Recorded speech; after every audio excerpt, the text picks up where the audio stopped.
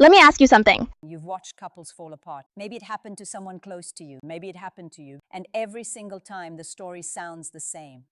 We just grew apart.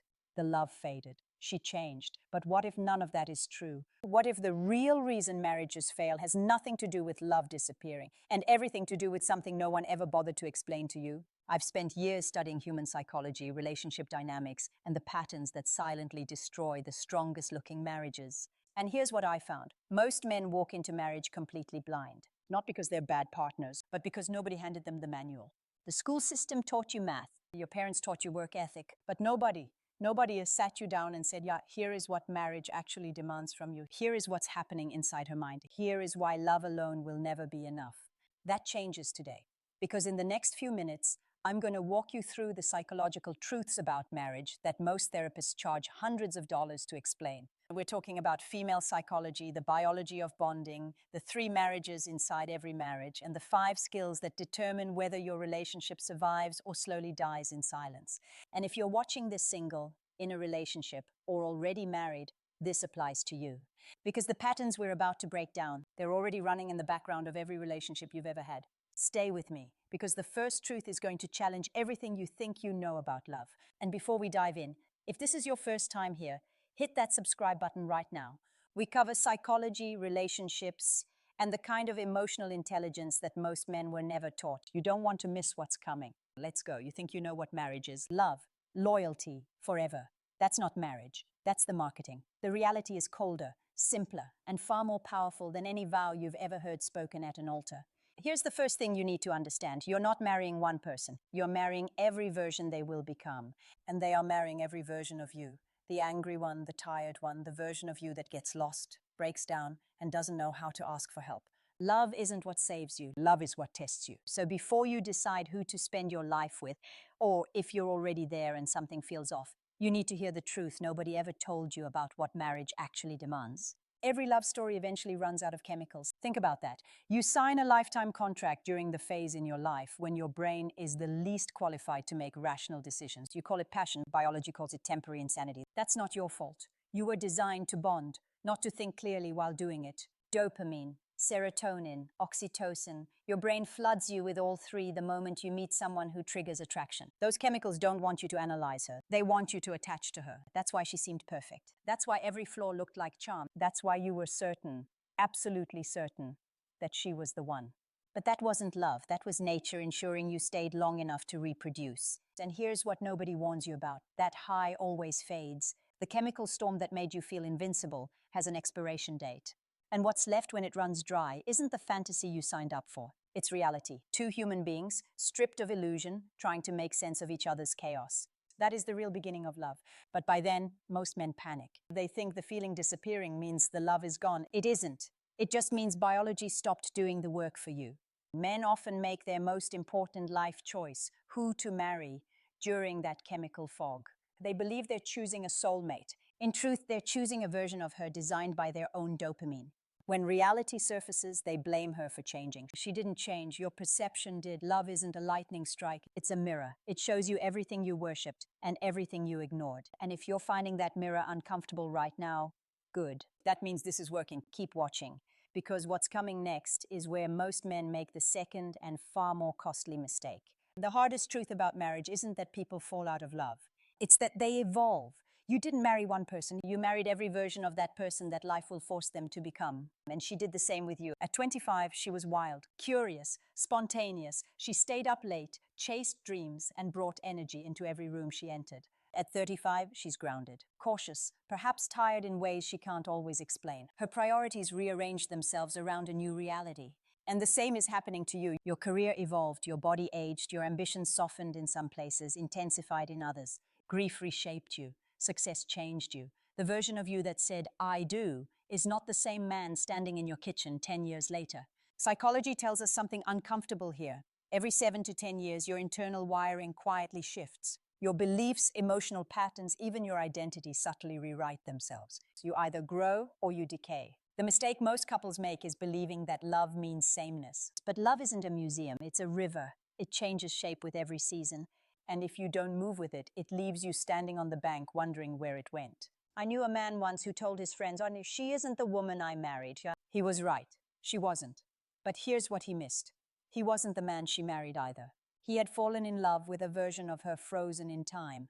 The 27-year-old who laughed differently, needed differently, loved differently. He was trying to love a ghost. And that ghost wasn't coming back. This is the evolution trap. The silent belief that real love means never changing, when in truth, real love means never stopping the effort to rediscover. The couples who last are not the ones who stay identical. They're the ones who stay curious. They ask, "Who are you now?" And then they fall in love with the answer. If this is hitting close to home right now, you're not alone. And you're in the right place. Subscribe if you haven't already. We go deep on these patterns every single week. And the next few sections are where this really gets practical. Here's something most relationship experts won't tell you directly. You're not in one marriage, you're in three simultaneously. And most men don't realize which one they've already let die. The first is friendship. This is the foundation, the laughter, the ease, the safety of being known. It's built from shared jokes, mutual respect, inside stories, and the quiet comfort of being understood without explaining yourself. When friendship fades, you don't become enemies. You become strangers who share a house. The second is romance. And I'm not talking about grand gestures or expensive dinners. Romance is attention. It's the look that says, "I still choose you." It's not primarily about the bedroom. It's about the energy between two people who refuse to let routine dull their attraction.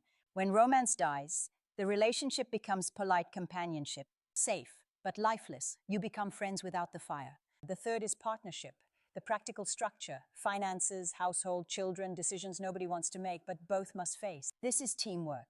This is pulling in the same direction when life is pulling you apart. When this fails, resentment blooms. One partner carries more, the other withdraws, and a silent scoreboard replaces intimacy. Here's the trap most men fall into. They keep the partnership running, bills paid, tasks handled, problems solved. They believe that function equals success, but no one wants to be managed. They want to be met. Great friendship with no romance feels hollow. Great romance with no partnership feels unstable. Solid partnership with no friendship feels cold. Each alone is incomplete. Together they create the ecosystem that keeps love alive. There was a couple, 10 years married, beautiful house, great kids, nice vacations. From the outside, everything looked perfect. But inside, the air was stale. They hadn't laughed together in months. Their conversations were logistical, never emotional. They didn't fight, they didn't talk, they weren't married anymore. They were two project managers sharing a mortgage. You don't lose marriage in one dramatic moment. You lose it in the small spaces where friendship, romance, and partnership stop intersecting. Most people mistake chemistry for compatibility, and that single confusion is responsible for more failed marriages than any affair ever could be.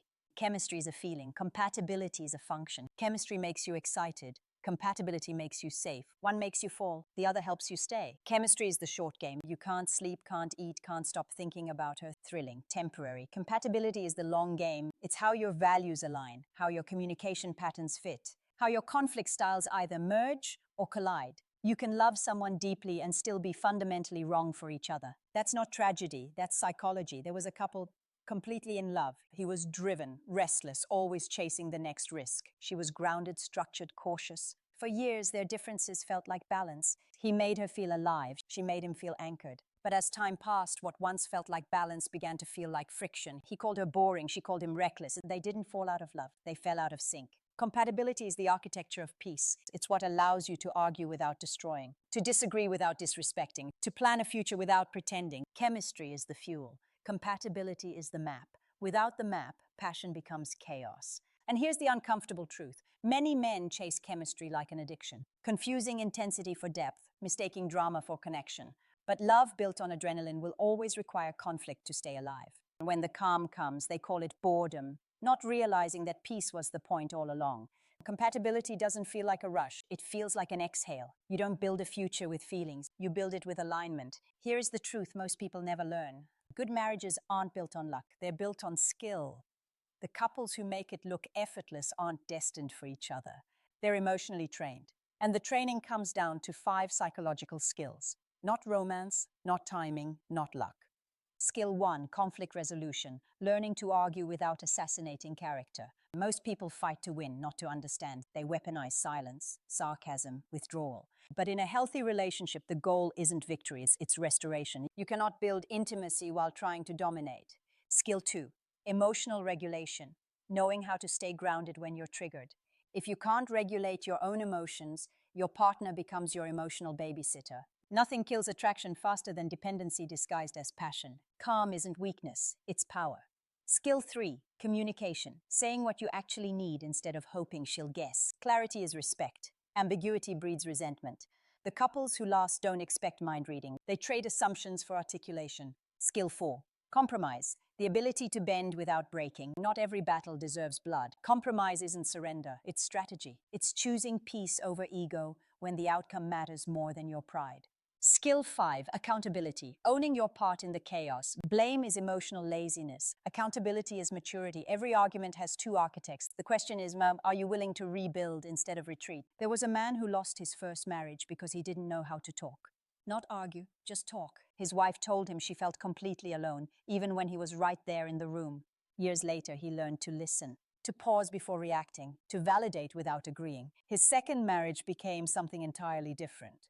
Not because he became more romantic, but because he became more emotionally literate. These aren't talents you're born with, they're muscles you train, and most men were never given the gym. Most people think marriages end with an explosion, an affair, a betrayal, a fight too big to come back from. That's not how it happens. Marriages don't die in one dramatic moment, they die quietly, in the small silences that build between two people who stopped reaching for each other. It starts with the small things, the thank you forgot to say, the hug you skipped because you were tired, the conversation you avoided because it felt uncomfortable. One day becomes a week becomes a year, and suddenly you're living beside someone you once knew completely, but no longer understand at all. When criticism becomes constant, when tone replaces tenderness, when contempt quietly moves in, respect starts to rot. And once respect goes, love follows. The heart can survive disappointment. It cannot survive disdain. There was a man who said his marriage ended the day his wife left.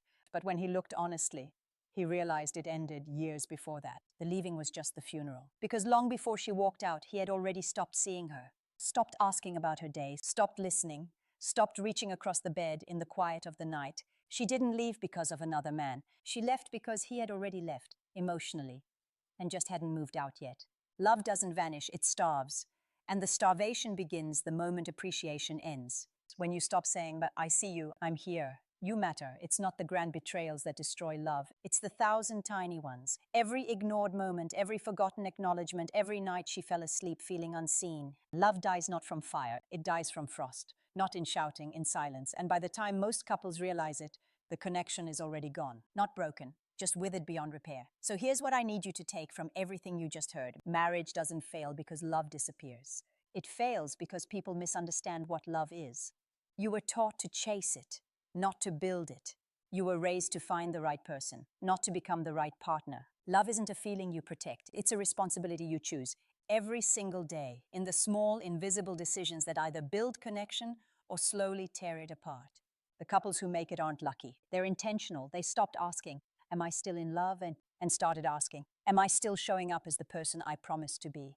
If this video woke something in you, if it made you see your own patterns, your own silences, your own blind spots, don't scroll away. Hit subscribe right now, because what's coming next isn't about chasing another high. It's about mastering the kind of emotional intelligence that keeps love alive long after the spark dies. Marriage isn't about finding the right person. It's about being the right partner every single day. The truth about marriage isn't romantic, but it's the only truth that works. I'll see you in the next one.